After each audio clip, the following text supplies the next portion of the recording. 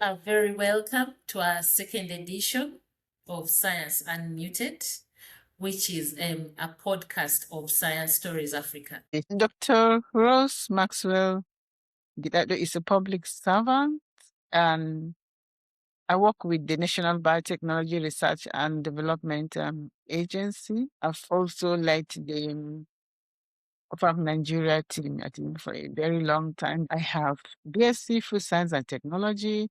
I have MSc Microbiology and PhD Microbiology. I'm a science communicator. I'm a researcher and all. I'm microbiologist, industrial microbiologist. I'm also an agribiotechnologist by training. I discovered that I have talent for science communication, connecting with people, networking. And that's why I think I was chosen to lead the OFAM Nigeria team. I've always been passionate, about improving food security in Africa and Nigeria as well. And livelihoods, improving livelihoods in Africa. And AgriBiotech offers very powerful tools to tackle challenges like diseases, climate change, and malnutrition. And you know how malnutrition is prevalent around this part of Africa, and we've been seeing biotech breakthroughs like the pod borer resistant cowpea, resisting pests, and boosting farmer yields in Nigeria and Ghana. Burkina Faso will join in commercializing the pod borer resistant cowpea. And that's what drives me, empowering the farmers, adding money to their pockets so they'll be able to feed their families, of course, and they take their children to school. All right. Micronutrients are the vitamins and minerals. Iron, zinc, vitamin E. These are very important macronutrients. And most of the series we have, rice, maize, sorghum, most of them are deficient in these micronutrients. And then, of course, these children, mostly our daily foods are made up of only the carbohydrate-based, cereals. Gari, that's cassava. We have the maize, we have the rice, we have all those kinds of things as our main, staples, as our main food. And so these foods are very deficient in these micronutrients. And you find out that in most rural areas, the families around there feed mainly on those cereals. They will take, can I say gari? Like around here, we call gari. Like in South Africa, the maize is called pap. And then ugali in Kenya. In the morning as breakfast, in the afternoon as lunch, and then in the evening. So that's their main thing. And some of this, that animal protein, of course, is very expensive, like eggs, like beef, like ram. Storage is a better option because with biotechnology, micronutrients can be bred into these cereals. You can breed in vitamin A, you can have vitamin A rice. Once you breed, fortification is very different from biofortification. Biofortification, you are ending up with a seed, with either a sorghum seed or a maize seed or a rice seed that contains these micronutrients, either vitamin A, iron, or zinc. That gives room to sustainability. Any farmer that has access to these seeds, of course, has these micronutrients embedded in them. All right. Okay. Actually, the biggest challenge is that people often have misconceptions about agri-biotechnology usage, or they are scared of what they don't really understand. They mystify this technology a lot. And, people tend to listen more, people tend to listen more to fallacies than facts. People tend to fill in the gaps with their own fears or with their own mates, which is not good. So I think these are is the misinformation, disinformation, malinformation. There is a lot, of myths surrounding the technology. That's the biggest challenge. Don't allow yourself to be put on the defensive. Engage early, explain simply, without using the scientific jargons. You have to bring the science to the doors of the people. I don't wait for people to form opinions.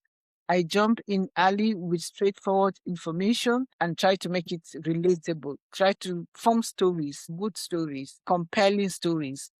For example, instead of saying transgenic or modified, I would say we are helping crops build their own protection against pests and diseases.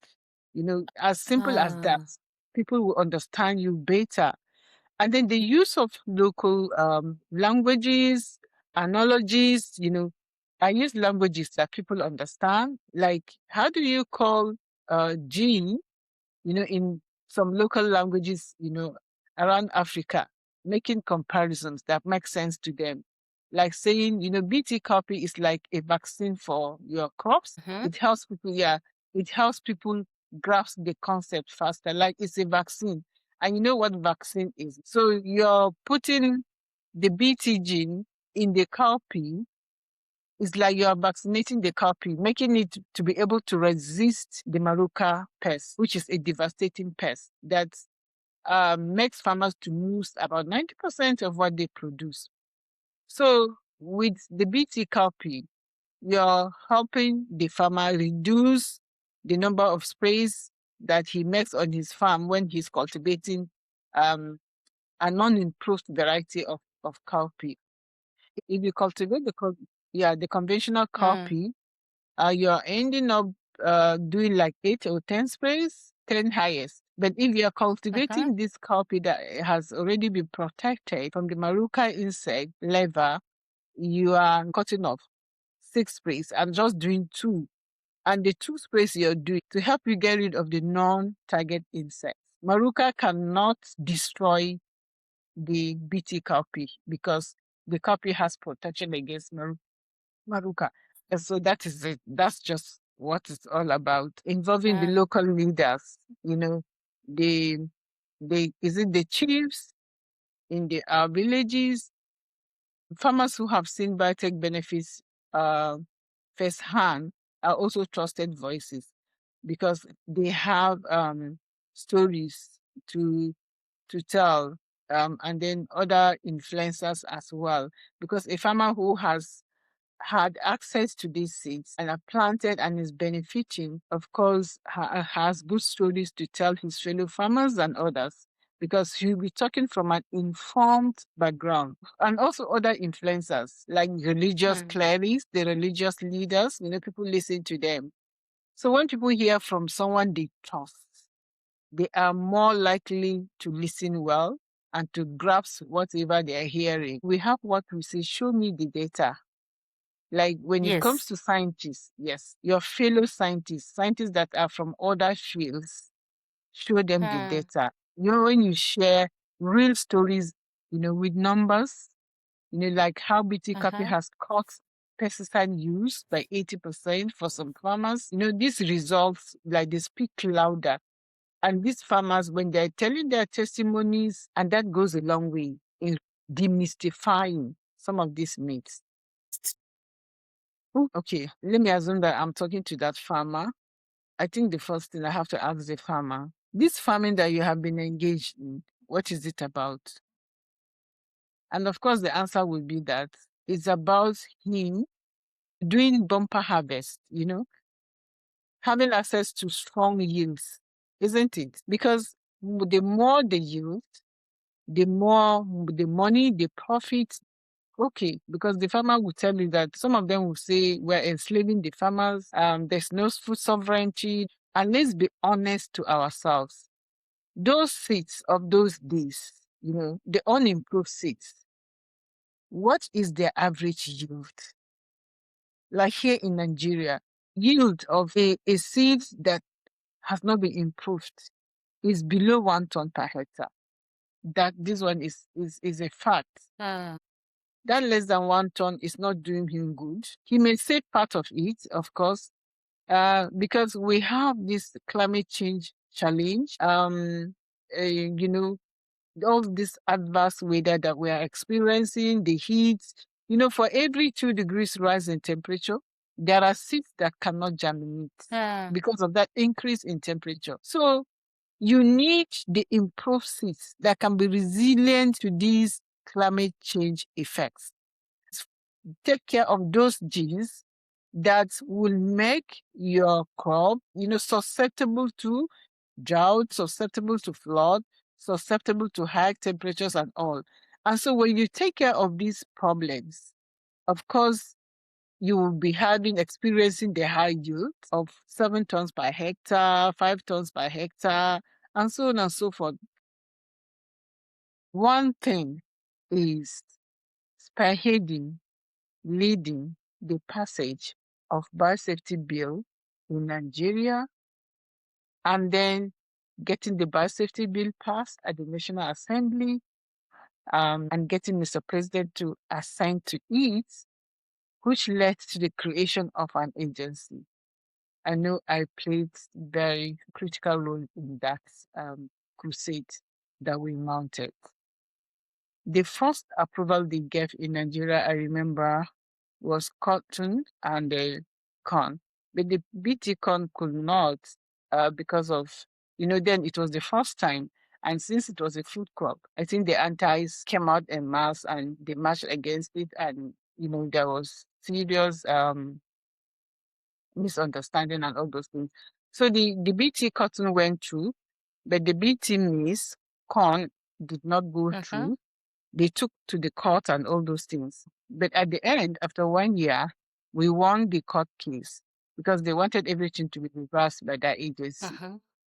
So I think that was an indication that the Biosafety Act, has in it. I mean, what the Biosafety Act contained was a very strong, we ensured that the powers of, approving all these processes and what was under the office of the Director General of that agency. And so the antis could not succeed against that. And then much later, the antis went into repealing the act of that agency. We also mounted, a highly spirited campaigns against them, but we had to intervene, and that was brought down. So, like, I can go on and on. We had a lot of success stories, and then seeing these crops commercialized, 3 crops, 2 food crops, and then 1 non-food crop. Farmers already have access to these crops, and farmers are enjoying the benefits of these crops. It's a story that I spearheaded under my agency, the National Biotech Research and Development Agency, and under the OFA platform, the Open Forum on Agricultural Biotechnology in Africa, Nigeria chapter, where the coordinator. And so I think I can always smile when I look back. There are so many other success stories, but I think these are the most important, ensuring that the National Biosafety Agency stands. Yeah. Okay. Yeah, thank you.